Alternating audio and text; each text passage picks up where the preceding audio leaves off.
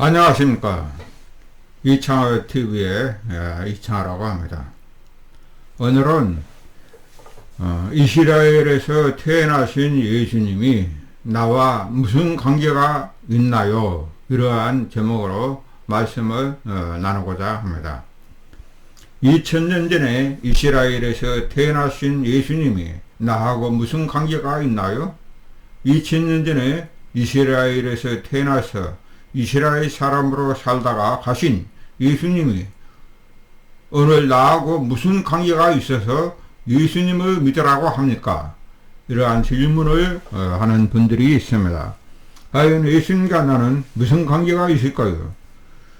예수님은 비록 이스라엘에서 태어나셨지만 우리 모든 사람들과 깊은 관계를 가지신 분입니다.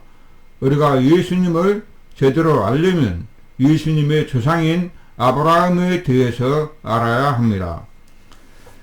사람들은 점점 하나님을 잊고 살아가고 있었습니다. 그런데 하나님은 우리 사람들과 깊은 관계를 갖기를 원하셨습니다. 그런데 하나님은 갈대아 우르에서 태어난 아브라함을 찾아오셨습니다.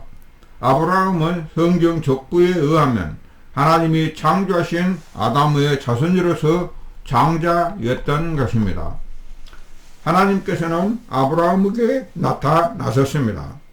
하나님께서는 아브라함에게 나타나셔서 네 고향 친척을 떠나서 하나님이 지시하신 땅으로 가라고 명령하였습니다. 아브라함은 하나님의 명령에 따라서 가나안 땅으로 들어가게 되었습니다. 아브라함은 75세의 나이에 가나안 땅에 들어갔고 나이 100세가 되어서 아들을 하나 낳게 되었습니다. 아브라함의 아내 사라는 90세에 아들을 낳고 기뻐하며 웃었습니다. 고대 사회에서 자식을 낳지 못하는 여자는 죽은 여자나 마찬가지였습니다. 자식 낳기를 포기한 아브라함과 사라는 하나님이 약속하신 대로 아들을 얻게 되었습니다. 하나님께서 아브라함이 100세에 낳은 아들은 이삭이었습니다. 그리고 이삭은 40세에 장가를 들어서 65세에 쌍둥이 아들을 낳았습니다. 이삭이 낳은 쌍둥이 아들의 이름은 에서와 야곱이었습니다. 에서가 먼저 태어나서 장자였지만 두 번째로 태어난 야곱이 장자의 지위를 잇게 되었습니다. 야곱은 12명의 아들과 1명의 딸을 낳게 되었습니다. 야곱의 12아들은 이스라엘 12지파를 이루게 되었습니다. 예수님은 야곱의 넷째 아들이었던 유다의 자손으로 세상에 오시게 되었습니다. 예수님은 또한 다윗왕의 자손으로 세상에 오시게 되었습니다. 이스라엘 백성들은 하나님이 선택한 백성이었습니다. 하나님께서는 아브라함과 그 자손으로 자기 백성을 삼으시고 그들에게 메시아를 보내겠다고 여러 번 약속하였습니다. 하나님께서는 아브라함에게 약속하시기를 네 자손으로 말미암아 천하 만민이 복을 얻게 될 것이라고 말씀하셨습니다. 이스라엘의 선지자들도 장차 메시아가 오시면 이 땅에 천국이 이루어질 것을 내다보았습니다. 다윗 왕도 자기의 후손으로 오시는 메시아가 자기를 죄와 죽음에서 구원할 것을 믿었습니다. 이렇게 이스라엘 백성들은 메시아가 오셔서 자기들을 하나님이 저주하신 땅의 저주에서 구원하여 주시기를 기대하였습니다. 이스라엘의 왕들과 선지자들은 장차 메시아가 오시면 자기들을 죄와 죽음에서 구원하여 주실 것을 확신하였습니다. 하나님이 기름을 부어서 이 땅에 보내시는 왕은 보통 인간 왕이 아니라 인류의 영원한 소망인 영생을 갖다 줄 분으로 믿었습니다. 하나님께서는 자기의 메시아를 세상에 보내시기 위하여 아브라함 한 사람을 택하시고 그로 말미암아 하나님이 함께 하시는 나라가 이루어지게 하였습니다. 하나님께서는 아브라함을 택하시고 아브라함의 아들 이삭을 택하시며 이삭의 아들 야곱을 택하시고 야곱의 12 아들을 택하여 그들의 자손으로 한 나라가 이루어지게 하셨으니 곧 이스라엘이라고 하는 나라입니다. 하나님께서는 아브라함으로부터 예수님 오시기까지 2000년 동안 그들과 함께 살아가셨습니다. 이스라엘 민족은 하나님의 성전을 짓고 하나님을 모시고 살았습니다. 이스라엘 민족이 하나님의 말씀에 순종할 때는 축복을 받았지만 하나님의 말씀에 불순종할 때는 심판을 받아 남은 나라의 포로로 끌려가기도 하셨습니다. 이스라엘 민족은 자기들이 섬기시는 하나님 외에 다른 나라 신들을 많이 수입하여 섬겼습니다. 우상을 너무 많이 섬긴 이스라엘 민족은 하나님의 심판을 받아서 바벨론이라고 하는 나라의 포로로 끌려가서 70년 동안이나 포로 생활을 하다가 고국으로 다시 돌아오기도 하였습니다. 하나님께서는 이스라엘 민족 가운데 메시아를 보내셨습니다. 메시아란 말은 그리스어로는 그리스도라는 말입니다. 메시아란 말 뜻은 하나님께서 기름을 부어서 왕으로 세웠다는 뜻입니다. 기름을 부었다는 것은 곧 하나님의 영을 그 사람에게 충만하게 부어 주셔서 왕으로서의 사역을 감당하도록 하나님의 능력과 힘을 준다는 것입니다. 하나님의 아들이 사람이 아들이 되어 아기로 오셨으니 그 예수 그리스도이십니다. 이렇게 예수님은 하나님께서 아브라함에게 약속하신 메시아 그 그리스도를 보내겠다는 약속을 이루신 것입니다. 또한 다윗에게 말씀하시기를 네 아들 가운데 하나를 세워서 영원한 왕으로 세우겠다는 하나님의 약속을 이루신 것입니다. 예수님은 이스라엘 민족 가운데 그리스도 왕 곧 메시아로 오셨지만 이스라엘 민족 곧 유대 민족은 예수님을 메시아로 받아들이기를 거절하였습니다. 유다 백성들은 예수님이 하시는 말씀을 온전히 받아들이지 못하였습니다. 유다의 정교 지도자들은 예수님이 주장하시는 말씀을 도저히 이해하지 못하고 또한 받아들이지 못하였습니다. 예수님이 주장하시는 말씀은 유대의 지도자들이 기다린 메시아 이상이었습니다. 유대인들은 인간 메시아를 기다렸는데 예수님의 말씀은 인간 메시아가 아니라 모든 하나님의 신성을 지니신 하나님의 아들이라는 뜻이었습니다. 정통적으로 유대인들은 하나님의 아들은 하나님과 동등하신 하나님으로 알고 있었습니다.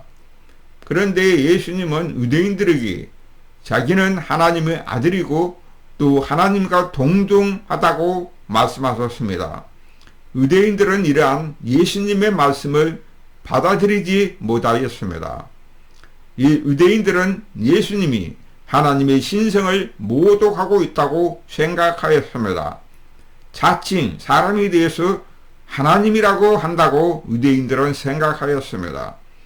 그런데 사실 이런 주장은 유대 지도자들이 이해할 수 없는 말이었습니다. 유대인들은 아브라함 때로부터 2000년 동안 하나님을 모시고 살았는데 그 하나님이 사람의 모습으로 왔다는 것이 믿기지 않았던 것입니다. 정말로 예수님이 하나님의 아들이라면 유대인들은 예수님 앞에 무릎을 꿇고 회개를 해야 할 것입니다. 그런데 유대인들은 예수님을 하나님의 아들로 받아들이지 못하고 또 그 앞에서 회개하기도 싫어하였습니다. 당시 유대 지도자들 중에는 부패한 관리들이 많았기 때문입니다. 그래하여 유대인들은 예수님을 체포하여 70인 공회회를 열고 그 가운데 예수님을 재판하여 예수님의 신성 모독죄로 적용하여 사형 언도를 내렸던 것입니다. 이스라엘 나라는 당시 로마의 식민지로 살았습니다. 그래하여 유대인들에게는 사형 언도를 내리거나 사형을 집행할 권한이 없었습니다. 유대의 공의원들은 로마 총독인 빌라도에게 찾아가서 예수님에게 사형 언도를 내려주고 십자가에 처형해 주기를 요청하였습니다. 빌라도는 예수님을 재판하여 심리하였고 로마법에 의하면 사형을 내릴 만한 죄가 없으니 때려서 넣겠나라고 말하였습니다. 유대인들은 이러한 빌라도의 말에 대하여 예수님을 십자가에 처형해야 되려고 모두가 소리치고 소리를 쳤습니다. 빌라도는 유대인들의 한심을 사기 위하여 예수님에게 사형 언도를 내리고 저들의 요구대로 십자가 형벌을 내렸던 것입니다. 예수님은 정말로 하나님의 아들로서 전지전능한 능력이 있었습니다. 예수님의 제자들은 예수님을 유대나 로마 군인으로부터 보호하려고 베드로가 칼을 뽑았던 것입니다. 그런데 예수님은 제자들에게 수천 명의 천사를 동원하여 유대인이나 로마인들을 멸망시킬 수도 있지만 그것은 하나님의 뜻이 아니라고 하였습니다. 예수님은 하나님 아버지의 뜻을 받들어 십자가를 짊어지시고 골고다까지 가시고 골고다에서 말없이 십자가에 못 박히시고 십자가에 달렸던 것입니다. 예수님은 아침 9시에 십자가에 달리시고 오후 3시에 운명하였습니다. 예수님은 십자가에 6시간 동안 달려 계시다가 운명하였던 것입니다. 제자들은 예수님이 유대와 로마 군인들에게 붙잡히자 모두 도망하고 말았습니다. 예수님의 제자들은 자기들이 믿고 따랐던 메시아, 그 그리스도이신 유대인의 왕이 그렇게 힘없이 로마인들에게 잡혀서 십자가에 달려 죽는 것을 이해하지 못하였습니다. 그런데 제자들은 예수님이 십자가에 달려 죽으신 지 사흘 후에 부활하신 예수님을 만나게 되었습니다. 예수님은 제자들에게 부활할 것을 여러 번 말씀하셨습니다. 예수님은 장차 유대인들에게 붙잡혀서 죽지만 다시 살아날 것을 여러 번 제자들에게 말씀하셨습니다. 제자들은 죽은 자 가운데서 부활한다는 것이 무엇인지 정확히 알지 못하였습니다.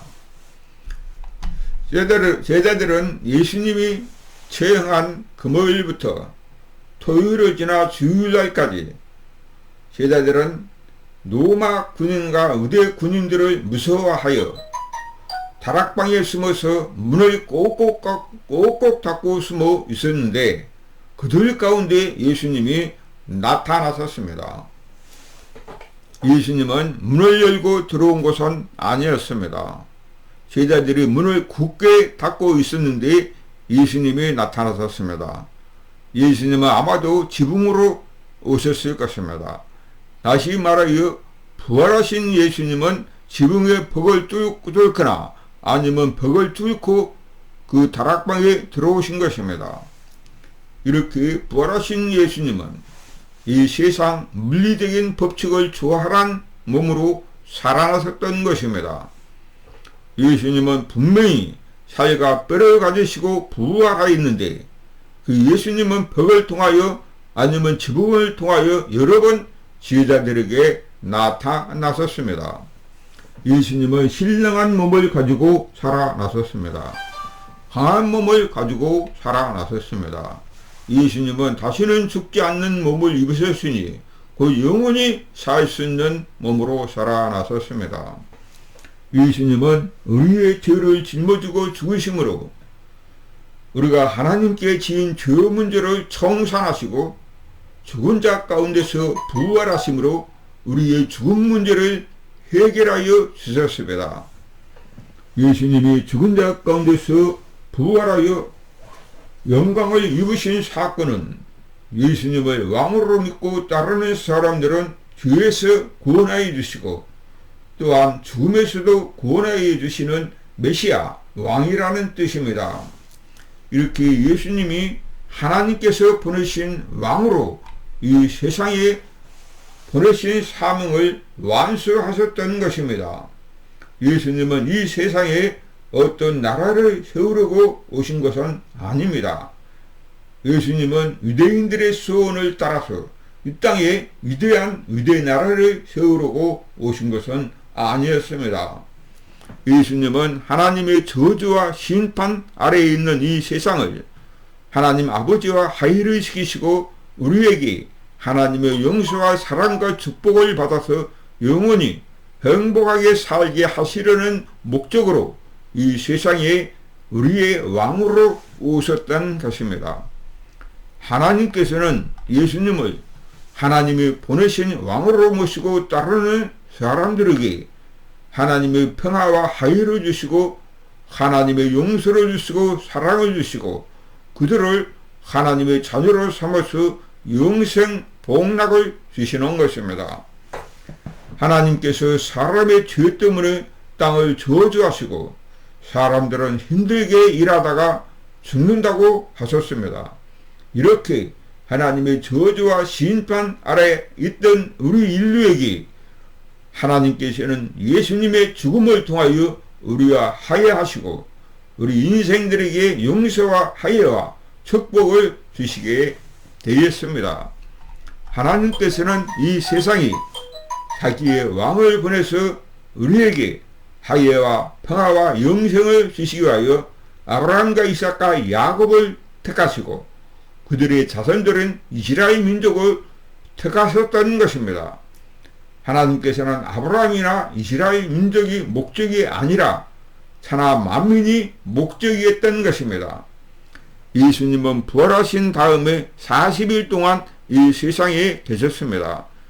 제자들에게 예수님이 부활하신 것을 확신시켜 주시고 또한 그들에게 부활의 의미와 하나님 나라를 가르치시기 위하여 40일 동안 이 지상에 계셨던 것입니다.